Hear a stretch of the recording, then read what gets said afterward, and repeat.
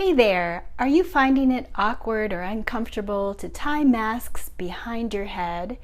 Try tying them on the side instead. To start, put the mask on, wrapping the ties behind your ears and grabbing the bottom tie with your fingers. Hold on to one side while removing the mask from your face.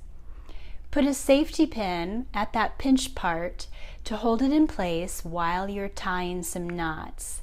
Give 3 firm knots tied in that spot.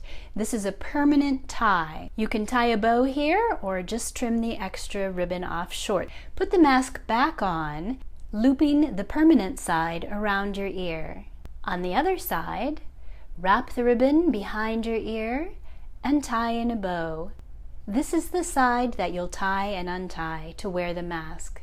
When you're done wearing it, just loosen the ties and off it goes into the laundry until next time.